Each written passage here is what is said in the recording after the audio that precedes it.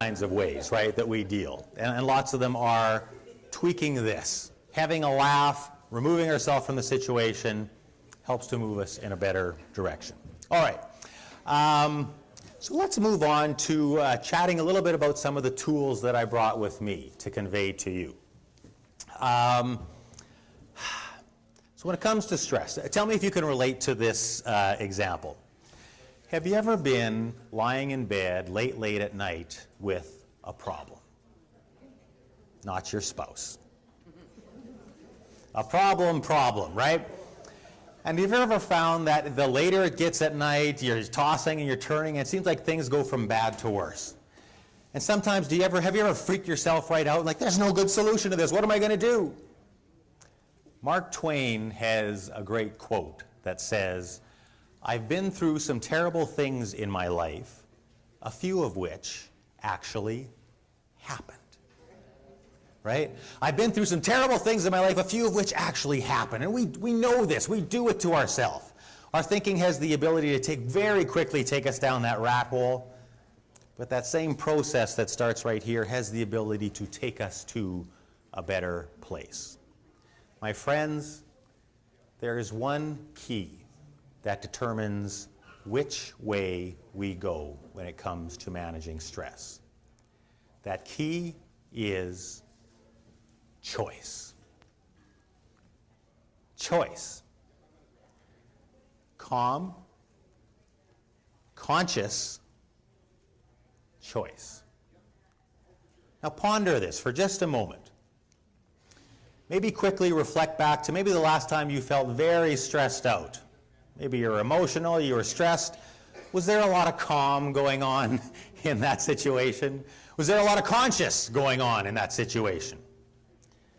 Chances are, in the middle of that situation, there was a whole lot of this, right? A lot of reacting. And we're quick. We're quick. We know we don't like it, and boom, this is what the situation gets. And this is stress. This is where the stress response starts. It's the emotional, I don't like this, and here's why I don't like it. And the problem with this is you don't feel better after that, and the person you're talking to usually does not feel better. You are increasing the amount of stress that gets sent out. So here's the key. How do we go from this to a calm and conscious this, right? Where we've got some choices, where we actually consciously think about the options. Well, I'm a big believer in simplicity, so you'll be happy to hear there's not 10 parts to this process. There is not 4 steps to memorize. I want to give you 2 words. 2 words that if you can commit them to memory, 2 words if you can write them down, stick them next to the computer, stick them up on the wall, stick them on the fridge at home. 2 words that if you can simply remember them whenever you are feeling stressed out, it'll help to reduce or eliminate the amount of stress that you generate. These 2 words are quite simply chill and choose. How do they work? Exactly like you think they might. Right? When we are stressed out, we talked about this. When I'm stressed out, I need to calm down. I need to get away from the situation, right? You need to chill out a little bit.